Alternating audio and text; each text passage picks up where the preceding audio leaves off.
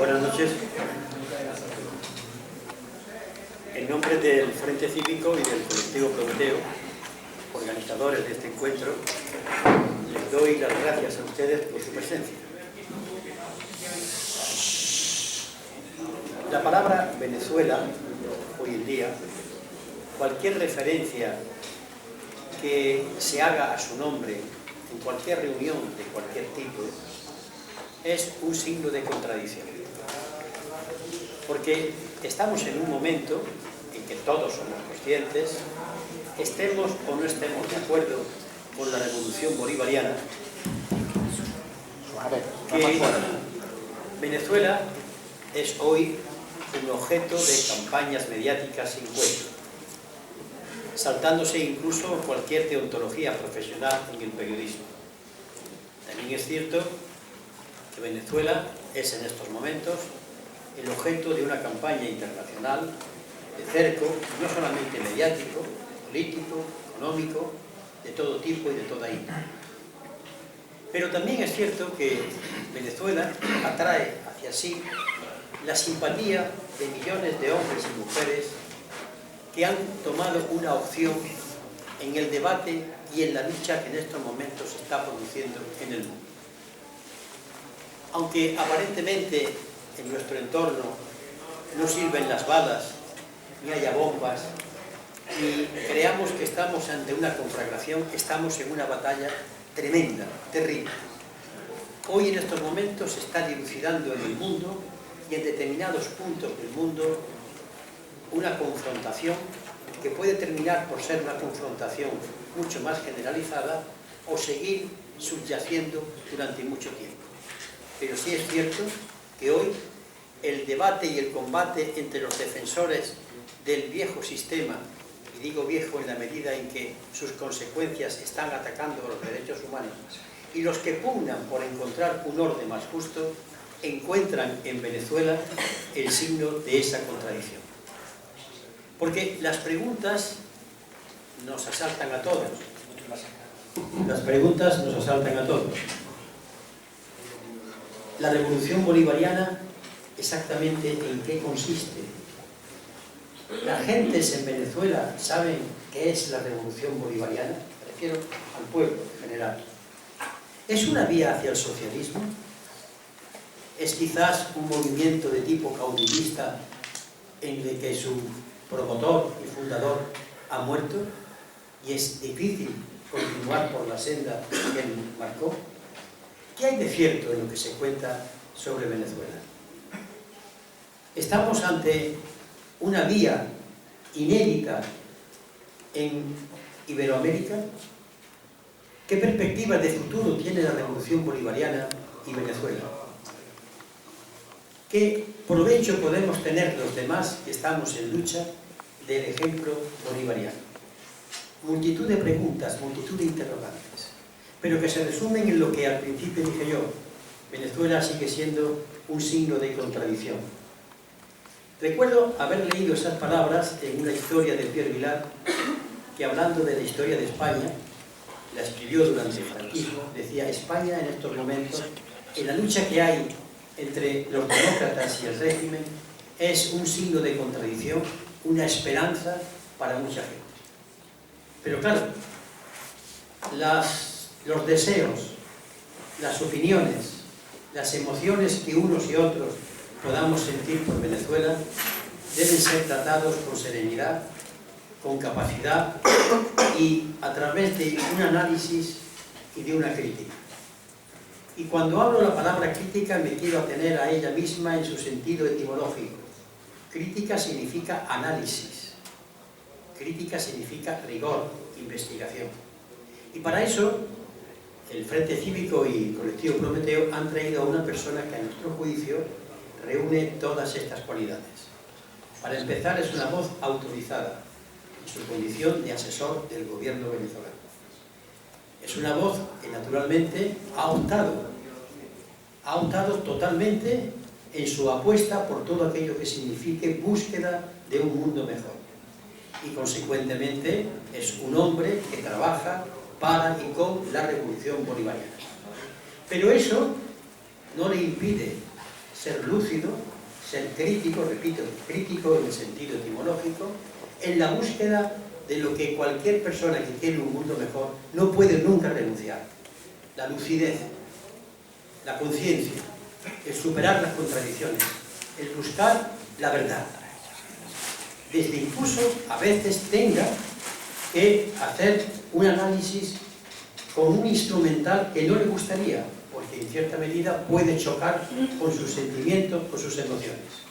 Pero su apuesta por el proyecto necesita necesariamente del análisis riguroso, científico y sereno. Este es Víctor Díaz. Víctor Ríos. Parece mentira este lapsus después de lo que voy a decir. Víctor Ríos es licenciado en Geografía y en Historia por la Universidad de Barcelona. Ha trabajado en la Universidad Pompeu Fabra de Barcelona también. Militó en las Juventudes Comunistas del antiguo PSUV. Es una persona que ha trabajado con movimientos sociales en México, en Brasil y ahora en Venezuela, donde es asesor del gobierno bolivariano. Y además, Víctor Ríos tiene para este presentador un valor extraordinario, no solamente a niveles personales, sino a niveles políticos. Si alguien algún día, independientemente de mis palabras, puede hablar con rigor analítico, con documentación, con perspectiva y con capacidad de análisis sobre lo que ha sido Izquierda Unida, es Víctor Ríos, con el cual me une una amistad cimentada en momentos dificilísimos, en compartir secretos e informaciones en los momentos terribles que hemos tenido que vivir. Por eso, el tenerlo aquí para mí es una satisfacción, no solamente como hombre dedicado a la política en el sentido de pertenencia a la búsqueda de un mundo mejor, sino también por la satisfacción de tener al compañero y al amigo. Por eso, fíjense ustedes los vericuentos de la mente, que yo no me sepa el apellido, que han compartido conmigo tantas horas y tan difíciles. Les dejo a ustedes con Víctor.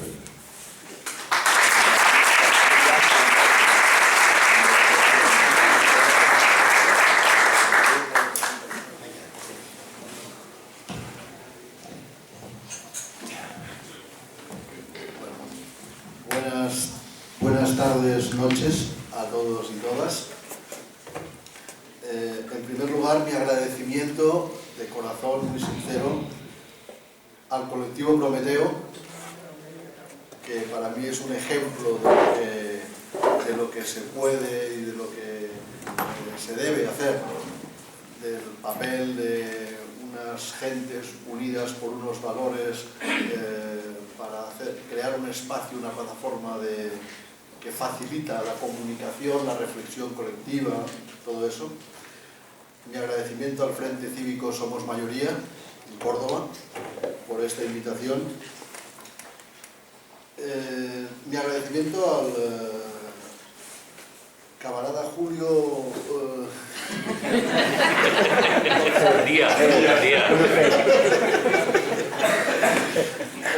porque para mí es un honor y un placer estar aquí con él y ser presentado por él. Y no me extiendo en panegíricos porque entonces me comería la conferencia. Y al Centro Social Rey Heredia. Yo estoy muy feliz de poder compartir con ustedes, con vosotros y vosotras, aquí, en este centro que es un ejemplo de dignidad, de resistencia y de victoria. Porque como vamos normalmente de derrota en derrota, que entre derrota y derrota haya un éxito, no está mal.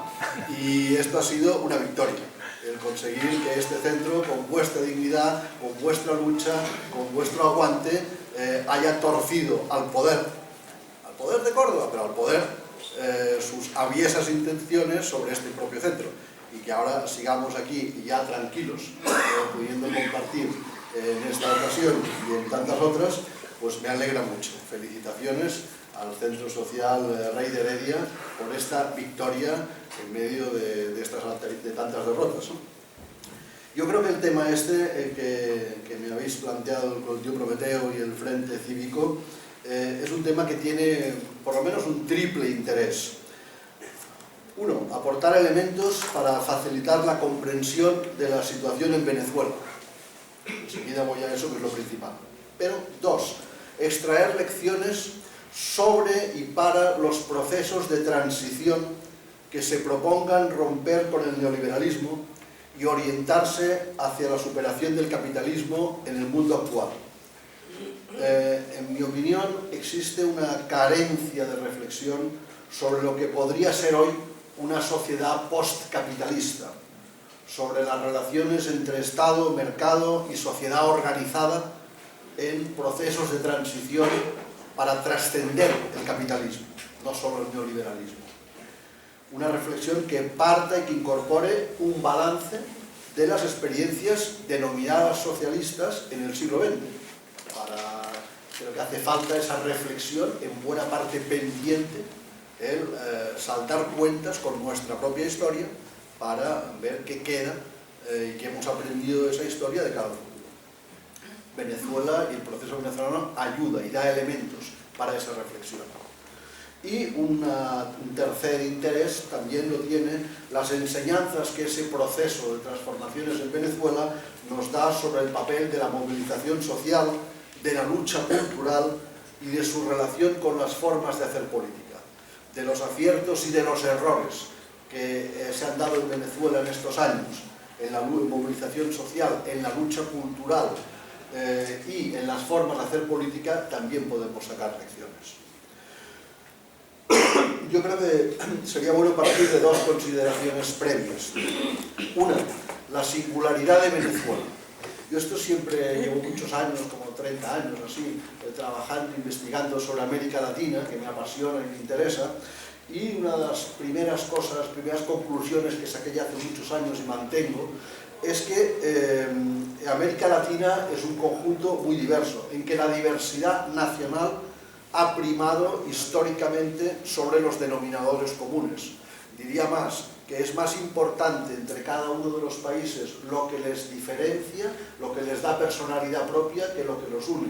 Que lo que los ha unido sobre todo ha sido la unificación de las políticas de los imperios, desde el imperio español en su momento hasta el imperio norteamericano en nuestros días.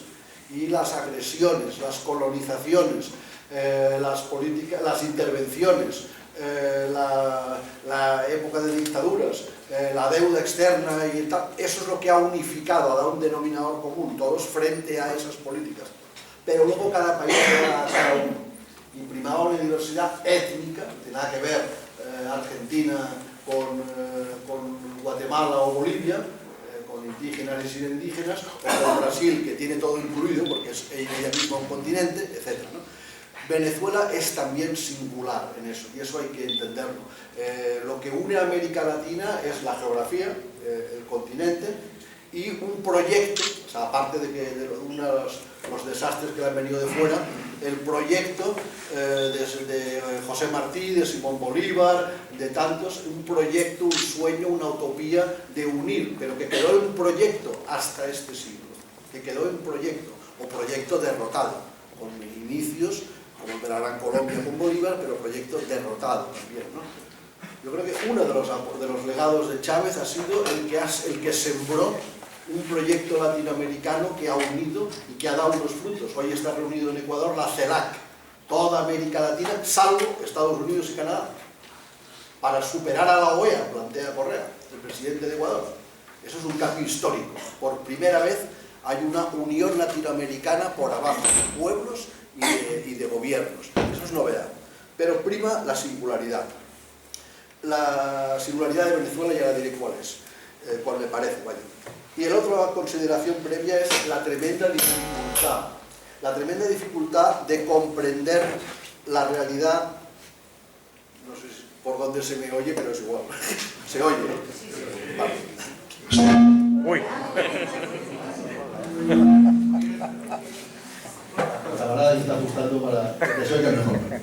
Vale. La primera decía es la singularidad de Venezuela como la de cualquier otro país, y la otra es la dificultad de comprender la realidad venezolana y latinoamericana desde paradigmas eurocéntricos. Ya es difícil entender, yo diría no solo América Latina, África y Asia, y lo que pasa en África, en Asia y en América Latina, desde los anteojos, las gafas europeas o del norte, a incluir a los gringos. Pero además, si esa dificultad de cualquier sociólogo, analista, historiador, economista de aquí, de comprender otros paradigmas distintos desde el europeo, esa es una dificultad ya que se puede dar en el mundo del conocimiento, de análisis, si encima le añadimos a eso, lo reforzamos con las lecturas, los relatos interesados de las grandes empresas internacionales de manipulación mediática, de los grandes negocios de comunicación, en los que se integran alumnos aplicados los grandes grupos de comunicación españoles, convenientemente colonizados, porque Prisa ya no es lo que era Prisa en sus orígenes, el Prisa-PSOE, sino que ahora ya es una colonia del capital norteamericano y al servicio de ese capital, etc. Y el mundo es Berlusconi, y en fin, podríamos seguir. Se añade a la dificultad el esfuerzo que hay que hacer para dejar paradigmas eurocéntricos para entender esas realidades del sur. Si a eso se le añade la manipulación interesada, el bombardeo mediático, pues es francamente heroico intentar tener una visión ajustada, lo más ajustada a la realidad de lo que está pasando por allí. Entonces no es de extrañar que las visiones que dominan aquí son las visiones que se propagan desde esos medios. Esas son las dos consideraciones previas. La singularidad de Venezuela en América Latina presenta dos rasgos básicos que yo creo que ayudan mucho a explicar lo que está pasando hoy. Uno, el rentismo petrolero. El rentismo petrolero, que es un factor que vertebra una economía, eso está claro, una economía que depende de la extracción y exportación del petróleo como divisa no solo principal, sino casi única de la que se alimenta la economía venezolana. El 96% de las divisas son de procedencia del pago de la exportación del petróleo. Pero no solo es una economía que depende de eso y que por tanto, según el precio del petróleo suba o baje, la economía va mejor o peor. Allí en Venezuela dicen los gobiernos los tumba el precio del petróleo, los pone o los tumba o los mantiene o los tumba el precio del petróleo. No solo es el vertebrador de una economía, sino de algo más que se ve hace tiempo, es de una cultura. Ese papel medular del petróleo en la economía venezolana traspasa la economía, es una cultura del rentismo petrolero, no solo una economía rentista petrolera. Un señor, Rodolfo Quintero, dice: hablar de lucha contra la cultura del petróleo venezolano es plantear la necesidad de una lucha social, elevar el nivel de conciencia de los hombres, lucha inseparable de la lucha de clases, porque todo progreso cultural de las masas está ligado a un progreso de la conciencia de los conflictos fundamentales de la sociedad. Llevar a cabo en el terreno nacional, pero con perspectivas universales, la lucha concreta que reclama conocer con claridad, a ver si esto les suena, que reclama conocer con claridad quién es el enemigo mayor, dónde están los contrarios, y discernir entre quienes tienen un pensamiento diferente quién puede ser aliado y aportar una colaboración efectiva a la construcción común. Saber quién es el enemigo, dónde está, saber identificarlo. Las acciones dirigidas a conseguir una limitación de la influencia de la cultura del petróleo en el territorio nacional plantean problemas que no pueden resolverse sin provocar transformaciones de la estructura. Dan lugar a crisis, como la existente en Venezuela ahora, expresada en una desorganización del orden social, provocada por la falta de capacidad de la sociedad para resolver problemas de su desarrollo. Y sigue. Este texto de Rodolfo Quintero, La cultura del petróleo, es un texto de 40 páginas que se puede conseguir en internet, ya os daré la referencia. No es de ayer, es del año 1985. esto es del 85. Pero en el año 68 hay textos parecidos. Y en años anteriores yo diría que el primer texto que apunta a eso es de 1936, de Uslar Pietri. Uslar Pietri, un hombre conocido, un novelista, escritor conocido, que escribió un artículo pequeñito, un editorial, se llamaba Sembrar el petróleo. Sembrar el petróleo es hacer que esa renta que viene del petróleo, de la extracción del petróleo, se siembre en algo productivo y en el desarrollo nacional. Él desde una visión, digamos, muy clásica, no una visión transformadora, socialista, nada por el estilo, pero sembrar el petróleo, algo de sentido común, ¿no? Desde el año 36, por lo menos, hasta el 98, fueron 60 años de rentismo petrolero en que el petróleo no se sembró. Y no solo eso, sino que la distribución y el uso de la renta petrolera llegó a muy pocos. La Venezuela saudita benefició a muy pocos, aunque siempre caía algo. Y la clase media recibía su parte de la renta y con una divisa alta podía irse a Miami, siguiendo los padrones de consumo norteamericanos, preguntar cuánto valía eso, y como el bolívar tenía un valor de cambio fuerte, eso vale X, está barato, dame 2, está barato, dame 2. Eso era la cultura dominante. Eso es el rentismo petrolero, no solo como economía, sino como cultura. El otro elemento, el otro eje, es el papel del Estado. Lo que Fernando Coronil llamó, yo creo que con mucho acierto, el Estado mágico. El Estado mágico, este es el libro de Fernando Coronil, El Estado mágico, naturaleza, dinero y modernidad en Venezuela. Esto es también antes de que llegara Chávez al gobierno, el chavismo. Es como decir, normalmente el Estado vive de los impuestos que se recaudan en la sociedad. IRPF, IVA y tal, eso es lo que el Estado es deudor, depende de una sociedad que lo alimenta con los impuestos. En Venezuela, el Estado es el beneficiario de la renta petrolera, del petróleo. Las primeras concesiones ya a las empresas petroleras, hay una parte de impuestos mínima y luego una parte de regalías. Las regalías es la renta y esa renta la recoge directamente el Estado y el Estado distribuye a la sociedad esa renta. El Estado no depende de los impuestos que recaudan los ciudadanos, sobre todo, sino de las regalías del petróleo.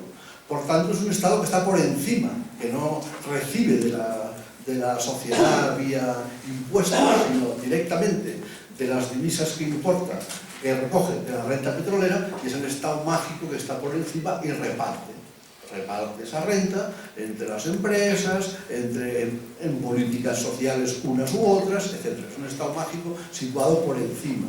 Y la burguesía y las demás clases sociales están conectadas con la renta petrolera a través de ese Estado mágico que les da. Eso es un elemento singular, distinto al de otros países y que yo creo que es importante tener en cuenta. En el rentismo petrolero daba un salto sobre todo a partir de los 30. En el año 17 Venezuela aún no estaba entre los primeros 10 países con todo ese petróleo, pero ya en el año 20 y pico ya pasa a ser uno de los primeros productores, y en el 35 pasa a ser, en 1935, el segundo productor mundial. Y la legislación establecía que las compañías pagaban esos impuestos menores al fisco y esa regalía que es la renta. De ahí podemos fechar el inicio del rentismo petrolero. Claro, eso más ese estado mágico significa toda una cultura que quiere decir, se traduce en unas características económicas, sociales y culturales, lo que podríamos llamar el facilismo, la ausencia de una cultura del trabajo, los circuitos de la corrupción, al conseguir tan fácilmente los beneficios de esa renta de extracción del petróleo, la improvisación.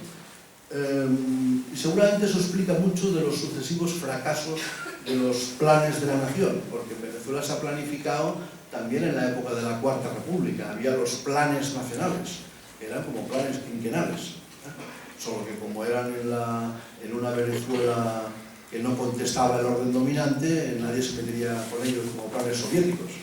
pero era una planificación. Planes de la nación que algunos eran muy interesantes sobre el papel y se quedaban en nada. Los factores relevantes, entonces, son, para mí, en la economía venezolana, el precio internacional del barril del petróleo, que da un margen mayor o menor para redistribuir, y qué se hace con eso, el reparto y destino de la renta petrolera.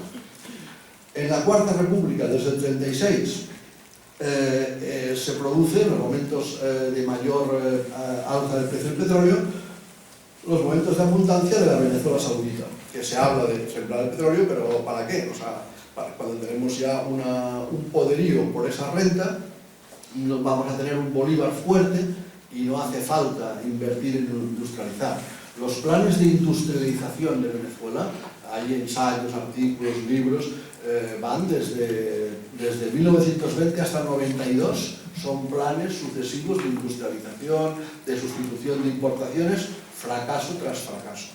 Fracaso tras fracaso. Habría que ver por qué durante todo ese tiempo. Porque ahora estamos en lo mismo, se plantea lo mismo, pero eso no es nuevo, hay un continuum histórico. En el 89 pasa algo interesante desde el punto de vista también de los movimientos sociales y de la política. En 1989, que en el mundo mundial era la caída del muro de Berlín y el inicio del fin de la Unión Soviética, etc., el declive de los países del este de Europa llamados socialistas, allí no se enteran de que esto se acabó y resulta que se crea una coyuntura en febrero del 89. Los meses de febrero en Venezuela son algo de tocar madera, y ahora vamos a febrero ya. En febrero del 89 se produce la coronación, dicho así por la gente, del presidente, un presidente que no era un rey, pero tiene una coronación por lo fastuoso, Carlos Andrés Pérez, que gana holgadamente en diciembre del 88, holgadamente unas elecciones presidenciales. No tengo aquí el porcentaje, pero es muy holgado. Y lo coronan presidente en una esto fastuosa a principios de febrero, en Miraflores, invitados internacionales, era la Venezuela saudita de nuevo. Caramba, el señor decide que es el momento de aplicar los planes del Fondo Monetario Internacional, que no había anunciado en campaña electoral. En campaña electoral había prometido lo que casi todos prometen en campaña, y al día siguiente de ser coronado dice, bueno, ahora viene aquí la subida de la gasolina, la subida del pan, la subida de los transportes, y además voy sobrado, he ganado por mucho y tenemos tiempo de recuperarnos.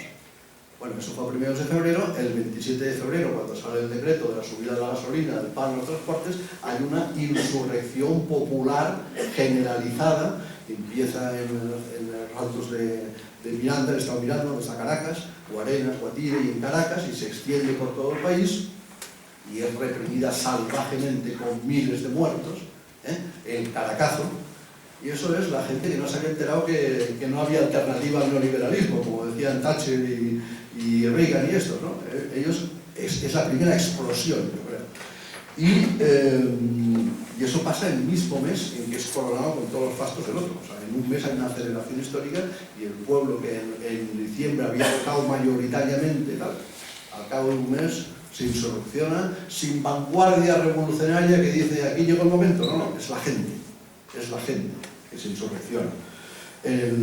Y eso es el inicio del agotamiento de una época, del agotamiento del bipartidismo, claro, los planes del FMI se van a la porra, y a partir de ahí es el surgimiento de una esperanza. Es el momento en que el pueblo en Venezuela, yo creo que del miedo pasa a la esperanza. Eso que también estamos viviendo ahora. Se sacude el miedo de encima y en el 98 eso cristaliza en la victoria electoral por vía electoral de Chávez. La esperanza venció el miedo. Y ahí arrancan estos 17 años, del 99 hasta ahora, de eso que se ha llamado, se ha autodenominado Revolución Bolivariana. Creo que Julio Evita ha planteado con mucha pertinencia una serie de interrogantes. Vamos a ver lo que yo puedo aquí aportar sobre eso. En estos 17 años de Revolución Bolivariana, yo creo que si hubiera que hacer un balance así en titulares, o sea, demasiado rápido, que lo hay que argumentar y desmenuzar, yo diría tres cosas sobre todo. Uno, la importancia de los cambios en lo político y en lo social. Me parece indiscutible. Yo no sé si he traído aquí entre mis cosas la Constitución, este famoso librito azul pequeñito que todo venezolano lleva en su bolsillo y se sabe porque lo hizo suyo, porque participó en su elaboración, porque pudo aportar al proyecto de Constitución en el proceso constituyente, aportar sus ideas, las mujeres, los indígenas, visibilizar e influir en la redacción de la Constitución. Y luego votaron su Constitución, la hicieron suya y conocen los artículos de la Constitución que es suya. Y cuando sea quien sea lo quiere vulnerar desde la oposición de derechas o desde el gobierno que se duerme y que se olvida de derechos que están ahí reconocidos, ¡epa! Esto en tal artículo dice que esto es mío, que tengo derecho a esto o a lo otro. Que diferente a... Era un proceso paralelo al de la Constitución Europea en aquel momento, ¿no? Que cuando se tumba el proyecto de elección en Holanda y en Francia, dicen, bueno, pues ahora ya no se vota, ahora por Lisboa y va por decreto, esto va por decreto europeo, ¿no? Bueno, ¿qué diferencia? Pues en lo político son cambios, por ejemplo, algo que si se hubiera podido aplicar allí o en otros países de Europa, otro gallo cantaría, creo yo, el revocatorio a mitad de mandato de cualquier cargo electo, desde el jefe del Estado, que aquí ya ni se puede tocar, ya ni se puede elegir, desde el jefe del Estado hasta cualquier concejal, a mitad de su mandato, sean los años que sea el mandato, si se recoge un X% de firmas, un 10% de firmas del censo debidamente acreditadas, automáticamente se convoca un referéndum revocatorio, con una pregunta que no se puede manipular, como la de la OTAN aquí por parte de Felipe González, con aquella, ¿queréis la OTAN en estas condiciones? De aquellas condiciones ya todo el mundo se olvidó. No, una pregunta que nadie puede manipular. ¿Quiere revocar al presidente del gobierno o al alcalde o al gobernador o al tal? ¿Sí o no? Si es que sí, y el sí tiene más votos que los que tuvo la persona a revocar en el momento que fue elegido, automáticamente ese gobernante, jefe de Estado, alcalde, gobernador, concejal, queda revocado y se abre un proceso de nuevas elecciones, automáticamente. Eso está en la Constitución bolivariana y tantas otras cosas, el reconocimiento del empleo doméstico con derecho a la seguridad social. La mujer en trabajo doméstico está reconocido como trabajo que genera derecho a la pensión, directamente. Como que la mujer no trabaja cuando está en casa, etc. Y así. Bueno, en lo político, por tanto, hay una serie de reconocimientos, de avances, de logros, que luego abren camino a otras constituciones, como la de Ecuador y la de Bolivia, que en algunas cosas incluso profundizan y mejoran, en aspectos ecológicos, por ejemplo, la venezolana. En lo social es la restitución de lo que se llamaba la deuda social. Tantos años de renta petrolera despilfarrada, en que llegaban migajas hasta la clase media para poder viajar a Miami y comprar, está barato lo B2, pero que no llegaban a los humildes, que ni siquiera estaban censados, ni siquiera tenían carnet de identidad, porque para qué, vivían en los barrios de los alrededores, no tenían ningún beneficio, ningún derecho, ni se censaban. Los derechos sociales, a la educación pública gratuita, a la sanidad, todo eso reconocido en la Constitución y más. En lo político y lo social yo creo que los logros son evidentes y podríamos dedicar varias charlas a explicar los logros capítulo por capítulo. Ahí yo creo que es indiscutible. Y esos logros se han mantenido en época de vacas gordas y de vacas flacas. Se han mantenido. Aunque evidentemente las vacas flacas han erosionado la proporción de recursos destinados a, pero se ha mantenido. Un segundo elemento, la persistencia en estos 17 años del modelo rentista petrolero en lo económico. Ahí sí que los resultados son magros, mínimos o casi nulos desde el punto de vista del rentismo petrolero. De tumbar el rentismo petrolero y avanzar hacia un modelo económico productivo rumbo al socialismo, como proclama Chávez en enero de 2005. En el programa de la patria, esos planes de la nación, en la época chavista también se hacen los planes de la nación, el programa de la patria 2013-2019, que es el programa electoral, el compromiso electoral con el que se presenta Chávez a las últimas elecciones que ganó, las de octubre del 2012, cuando ya estaba enfermo, gravemente enfermo, El programa de la patria es un programa muy detallado de lo que hay que hacer en estos 6 años, y en la introducción que Chávez, me consta, redacta de puño y letra pensándosela mucho, en esa introducción Hugo Chávez Frías dice: este es un programa de transición al socialismo y de radicalización de la democracia participativa y protagónica. Partimos del principio de que acelerar la transición pasa necesariamente por, valga la redundancia, acelerar el proceso de restitución del poder al pueblo. Sigue y dice, salto un trocito: no nos llamemos a engaño. La formación socioeconómica que todavía prevalece en Venezuela es de carácter capitalista y rentista. Ciertamente, el socialismo apenas ha comenzado a implantar su propio dinamismo interno entre nosotros.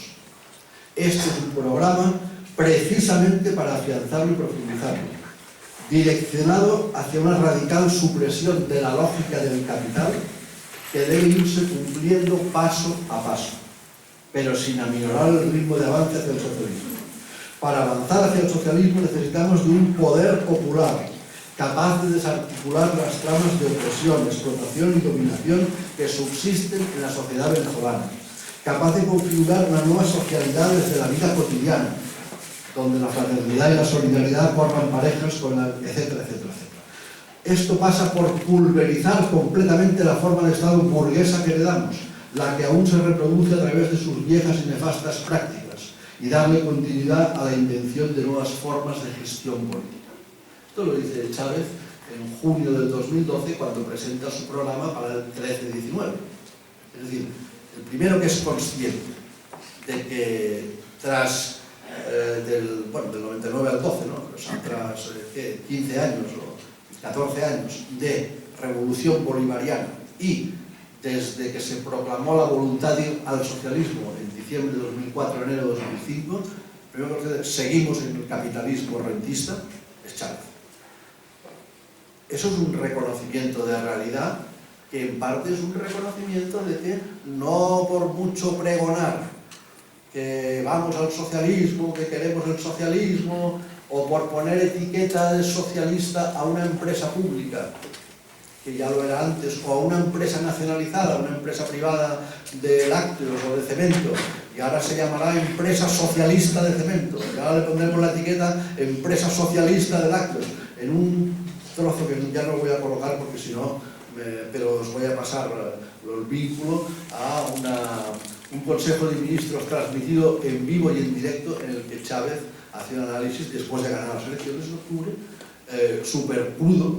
Ese consejo dura 3 horas, en YouTube están las 3 horas, luego hay otro de media hora y hay un corte de un cuarto de hora, que es el que pensaba pasar aquí, pero os lo voy a dejar en herencia para Rey Heredia y para el colectivo Prometeo, para que lo podáis analizar. En un cuarto de hora, el público de la televisión explica de que, bueno, ¿dónde estamos?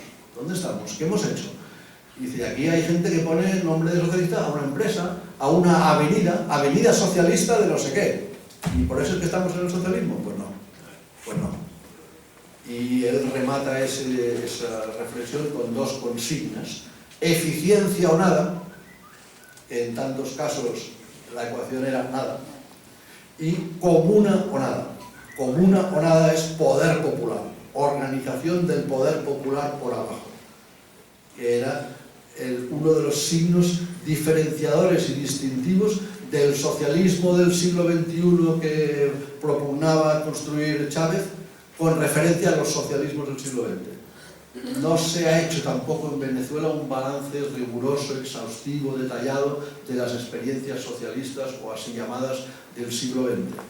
Y en algunos casos se ha reproducido, en mi opinión, más que tics del socialismo del siglo XX. Por ejemplo, la confusión entre nacionalizar / estatalizar y socializar. Nacionalizar, estatalizar no es socializar. Socializar es otra cosa. Que la empresa privada ahora sea pública y haya un gerente civil o militar que sea público, si ese gerente mantiene las mismas prácticas, busca las mismas comisiones, orienta la producción en función de los mismos fines que la empresa privada, pues se ha nacionalizado, se ha estatalizado, pero no se ha socializado. El socialismo sería otra cosa. ¿Dónde está el poder de los trabajadores en esa empresa? ¿Dónde está la autogestión o la cogestión? ¿Dónde está que la producción tenga fines sociales? ¿Dónde está que una empresa de aluminio primero produzca el aluminio en el país para transformarlo en el propio país, para transformar la materia prima en el propio país, no para exportarlo y que luego te devuelvan eso con el valor agregado del producto elaborado transformado fuera, etcétera, etcétera. La confusión partido-estado, para poner ejemplos, ¿no?, que se vio en tantos socialismos del siglo XX en la Europa del Este, esa confusión de funciones, papeles entre el partido y el Estado, eso es algo pendiente de resolver en Venezuela, en mi opinión. El uso de los medios públicos, como medios públicos que no es igual a gubernamentales. El hacer de la comunicación política una herramienta de empoderamiento, de conocimiento. El que la comunicación política sobre todo sirva para dar argumentos, para hacer pedagogía y no para machacar consignas. El pensar que eso tanto en medios públicos como en campañas electorales, ir a golpe de consigna en vez de dar herramientas para la reflexión. Que la gente después de ver un programa de televisión o asistir a un acto electoral no diga muy bueno, ¿qué has aprendido? No, nada, o sea, ha salido ahí combativo.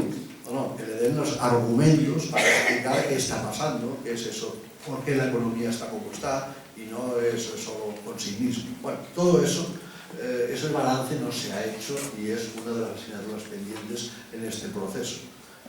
Pero lo que sí se ha hecho es intentar profundizar en el poder popular, la formación de consejos comunales y de comunas, en donde el pueblo organizado puede decidir y puede interpelar al poder, decidir y gestionar los recursos que le llegan directamente para gestionarlos en su comunidad. Con todos los riesgos que comporta eso en un país de cultura petrolera. Si aquí la gestión de PER, ERE, no sé qué, tal, ha ido como ha ido, en un país de retiro petrolero, oiga, me bajan el recurso. En algunos casos, yo me acuerdo de aquella película de Woody Allen, toma dinero y corre. Bueno, pues eso. O sea, en parte eso ha pasado. Entonces, cuando Chávez dice que no estamos todavía en el socialismo y que la formación socioeconómica es de carácter capitalista y rentista, plantea un reto clarísimo. Y eso es justo ya poco antes de que fallezca. Chávez muere en abril de 2013 y llega al gobierno Maduro. Por los pelos, gana esa elección por los pelos. Hay un choque, un impacto importante en la población por la muerte de Chávez y eso tiene un influjo porque Chávez ganó por bastante. No he traído aquí cifras para no densificar demasiado la charla, pero Chávez gana por un margen amplio al candidato opositor. En cambio, Maduro gana por muy poco, por 300.000 votos en abril de 2013. Parte del pueblo chavista dejó de votar. No es que tuviera muchos votos de la oposición, sino que tuvo menos Maduro.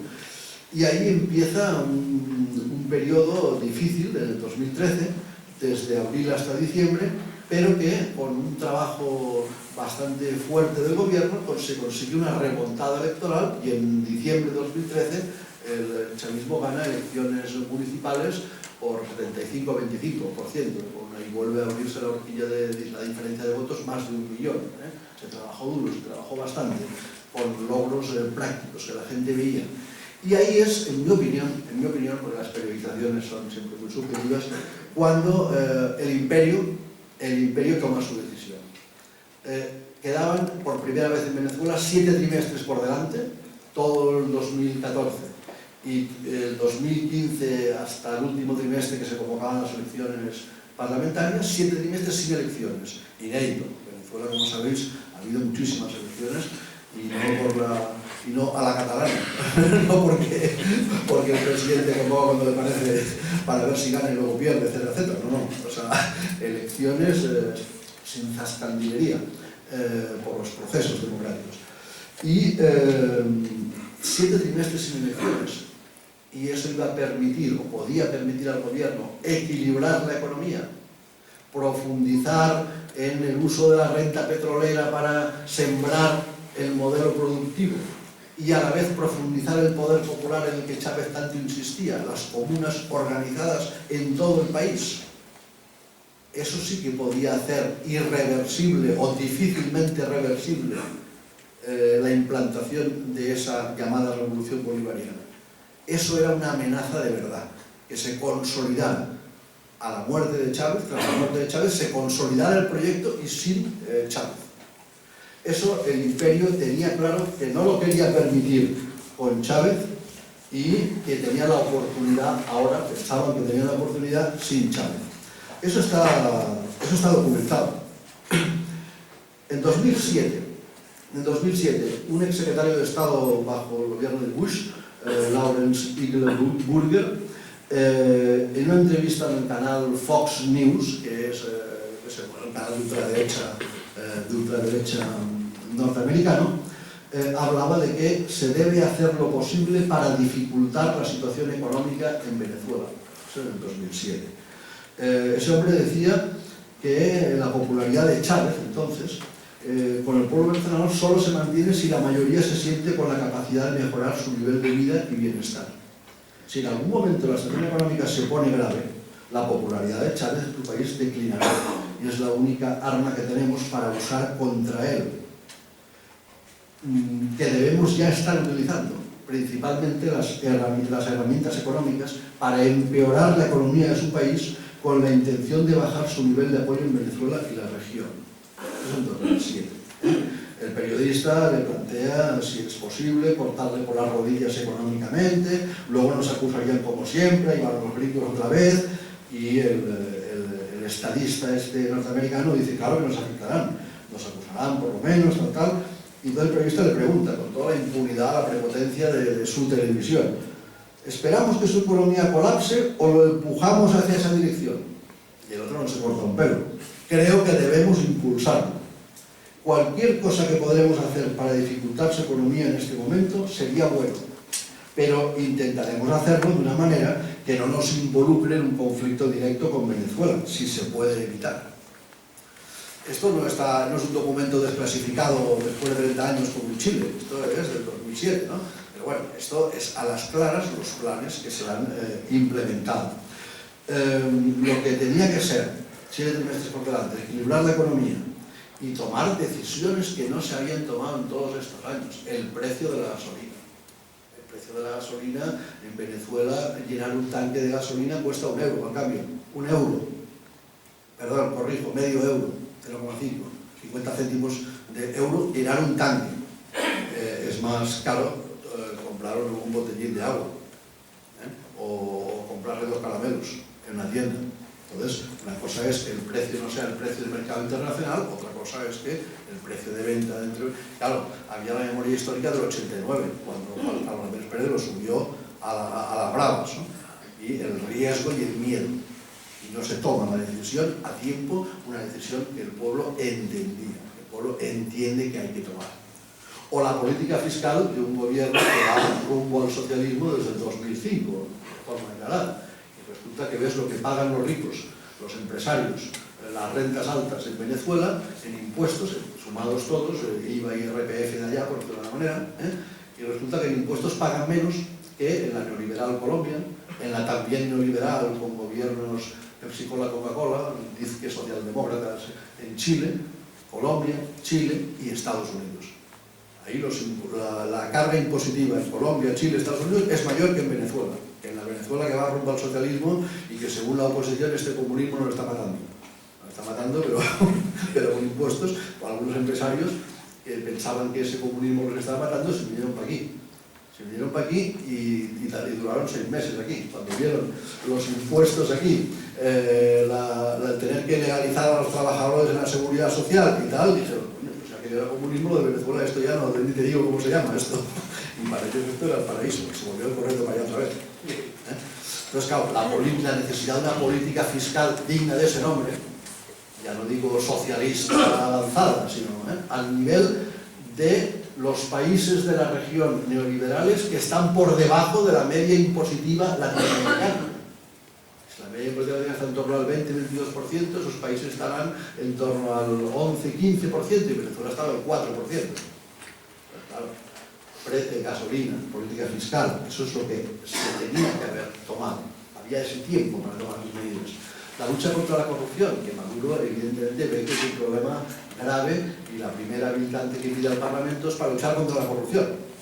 Y el diagnóstico de esa ley, si se mira la ley, está muy bien, está claro el diagnóstico y lo que hay que hacer.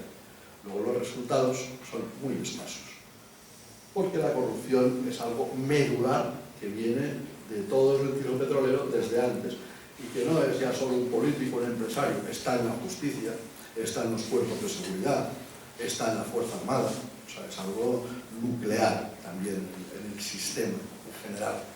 Pero la lucha contra la corrupción da muy pocos resultados. Frente a eso, pero a pesar de eso, el imperio está claro y dice, ojo, si estos consiguen equilibrar la economía y profundizar la democracia popular participativa, perdimos Venezuela. Venezuela es importante por sus reservas, no solo de petróleo, de gas, de aluminio, de oro, es el quinto país de reservas de oro del mundo, aunque se los traen, se lo llevan los garimpeiros brasileños, o sea, no hay una política del Estado, porque es un bien nacional, claro, etc. Y es un país geopolíticamente importante, o sea, es la importancia económica en recursos, reservas y la geopolítica en la zona donde está su papel de puente entre Caribe y América Latina, es el puente geográfico entre Caribe y América Latina, junto con Colombia. Bueno, ellos lo tuvieron claro, y entonces lanzan esa guerra económica a fondo que no pudieron con Chávez, y ahora es la oportunidad, ya no está Chávez, ahora ya no hay ni que tumbar a Chávez, ahora es tumbar a este que no es un caudillo con la aureola de Chávez, y antes de que se consolide hay que tumbarlo. Y si recordáis, fue esos meses terribles, desde febrero hasta mayo-junio del 2014, que se lanzan a la calle con lo que llaman guarimba. Guarimba es un eufemismo de terrorismo urbano. Es colocar barricadas, quemar tal, y colocar guayas, o sea, alambres en la calle, y eso en internet, en países esa dictadura sin libertad de expresión, hay un tipo que pone en internet, forma de colocar una guaya para tal, lo atan bien de los árboles, lo ponen bajito para que no se vea, lo ponen al anochecer para que no tal, y efectivamente pasa un motorista y le cierra el cuello. O los terroristas mercenarios desde azoteas, o los que quemaban, porque eso yo lo he visto, los que quemaban bolsas de basura en la calle en el centro de Caracas y después o antes de quemarlos veías una cosa rara ahí en una esquina tal, y alguien que sacaba un fajo de billetes y les repartía, no bocadillos, no, billetes. Gente seguramente pues de lo que en terminología clásica de mi cultura se llamaría lumpenproletariado. Bueno, pues eso, gente marginada, excluida, sin recursos, y mira, tú quema 4 bolsas de basura aquí en medio, tal, no sé qué, cuando venga la policía le echan los cócteles molotov y luego desapareces y aquí tienes tu mesnada, ¿no? Aquí ya has cobrado, ¿no? Pagados, mercenarios pagados. Eso era la revuelta estudiantil. Revuelta estudiantil nada, o sea, eso no eran estudiantes, eso era gente y eso se pudo grabar y ver y comprobar. 43 muertos. Y los detenidos por inducir esto, por llamar a la salida así, no, esos son presos políticos a los que hay que amnistiar inmediatamente porque es la libertad de expresión a lo que se está vulnerando si se les mete en la cárcel. A los inductores de esos asesinatos. Entonces, eso lo lanzan y pierden esa, pero consiguen erosionar, desestabilizar, cansar a la gente, atemorizar.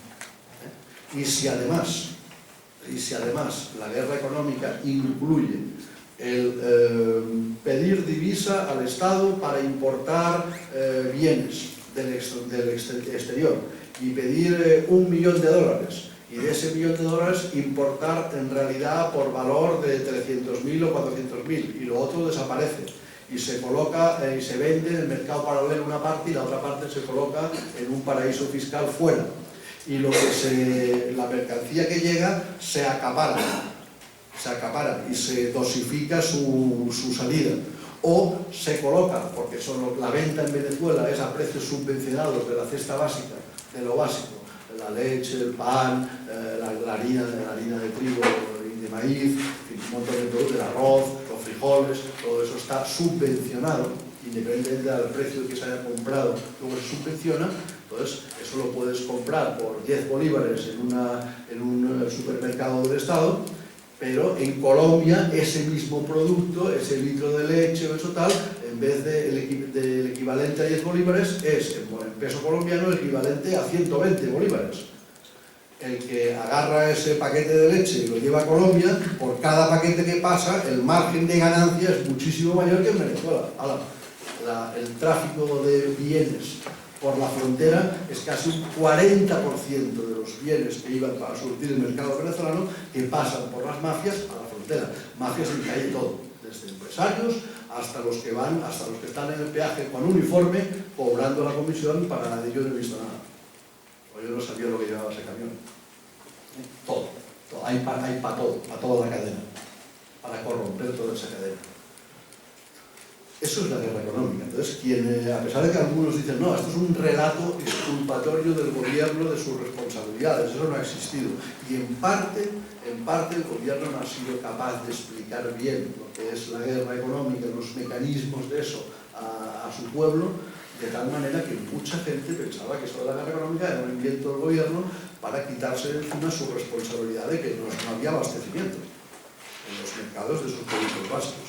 Pues claro que la guerra económica ha existido, lo mismo que hay que reconocer que la ineficiencia, la falta de previsión de muchos entes gubernamentales, estatales, a diversos niveles, también ha existido.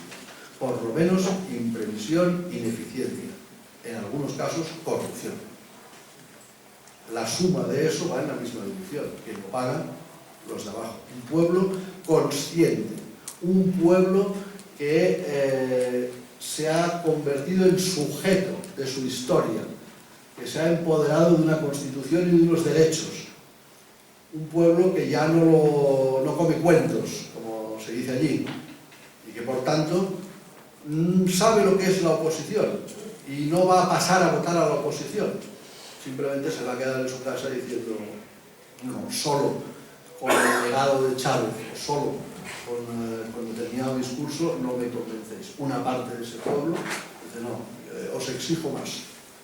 Y pase lo que pase, y con 2,5 millones de votos menos, y la oposición con 300.000 votos más, y con una ley electoral en algunas cosas demasiado parecida a la de aquí, en que el que gana por 50 y pico a 30 y mucho se convierte luego en escaños en 70 y pico a 20 y pico, esa ley electoral que era favorable al chavismo hasta ese momento, pues claro, si en un sitio es 3-1, 1-3 por los pelos, pues el 3-1, el que gana por los pelos se convierte en 3. Ya gana por los pelos, pero tiene 3 y el otro tiene 1. Eso lo conocemos. Bueno, no sé si a mí me gustaría dejar bastante tiempo para el debate. Claro, antes de hablar de perspectivas del futuro, añadiría alguna cosa más. En todos estos años, no es que no haya habido conciencia de todas estas cuestiones. No es que, yo creo que no sería verdad decir, es que el chavismo no se ha enterado, no tenía gente que analizara bien las cosas. Análisis, diagnósticos realistas los ha habido en todos estos años y eso se puede documentar. Un solo testimonio. Un libro que escribió el ministro de Planificación entonces, luego al ministro de Transporte Terrestre y ahora diputado bolivariano en la Asamblea, escrito en el 2009-2010, publicado en 2010, pero escrito en el 2009, hace ya 6 años. La política económica bolivariana y los dilemas de la transición socialista en Venezuela, por ejemplo. Este es un libro en el que, salvo una introducción genérica, está muy detallado el diagnóstico, los dilemas y las propuestas para avanzar en una transición hacia el socialismo, reconociendo que la fase de transición podía ser larga que en la fase de transición tenía que coexistir la empresa pública estatal con la empresa privada, con la economía social y la economía comunal en ascenso, que no puede ser que un modelo económico que va rumbo al socialismo, el 60 y pico % del PIB provenga del sector privado, el 30 y algo provenga del sector público y la economía social con miles de cooperativas pese un 2, no llega al 3% del PIB, que eso hay que cambiarlo, esas proporciones, y no se trata de expropiar sin ton ni son, se trata de saber qué sectores estratégicos, qué lugares de la cadena productiva, en qué rubros ha de haber un control del Estado y cuáles otros es mejor dejar a la iniciativa privada con unas reglas del juego claras, constitución, legislación, en estas reglas del juego, que jueguen su papel, que dinamicen, incentiven, saquen sus márgenes de beneficios no especulativos. Allí ganar un 30% de margen para un empresario es una grosería, una estupidez. Ellos ganan del 300 al 1000%. Esos son los márgenes allí. Por eso cuando venían aquí y se ponían aquí, pero ¿cómo? Solo se gana eso. Yo aquí no amortizo la inversión en 6 meses o en un año. Eso va para largo. No, ya se amortiza rápido. Etc. Bueno. En 2009-2010 hicimos, porque yo no creía que pude colaborar en esto, un diagnóstico y una descripción de los 20 y pico dilemas que veíamos sobre la economía, los dilemas para una política económica de transición, salvando las distancias, pero sería lo que ocurrió en la Unión Soviética cuando Lenin planteó la NEP, la nueva política económica, para corregir el supuesto tremendo avance, pero que se dejaba el pueblo atrás y hambriento en la Rusia de los años 20. Hubo que decir en un momento, hay que dar de comer, un paso adelante, dos atrás, hay que dar de comer a la gente, hay que estabilizar un modelo económico y a partir de ahí iremos haciendo la transición. Entonces, los dilemas sobre la proporción de plan y mercado, sobre el papel del sistema tributario y el margen de ganancia, sobre la relación capital-trabajo rumbo al socialismo, sobre la diversificación productiva, sobre el papel de la economía popular y comunal, las empresas públicas, cómo transformar el Estado, porque no es solo Ministerio de Economía. Bueno, hemos tenido un momento con Chávez y dijo, a partir de ahora van a ser todos Ministerios del Poder Popular, y se cambió la etiqueta. Ministerio del Poder Popular para la Alimentación, Ministerio de Agricultura, no, Ministerio del Poder para la Agricultura. ¿Y en qué se concreta, aparte de la etiqueta, que es del Poder Popular? ¿Cómo los trabajadores del propio ministerio participan en la gestión, en la decisión de las políticas públicas? ¿Cómo la población puede participar de forma organizada en la decisión de las políticas de transporte, de agricultura, de comercio, de industria?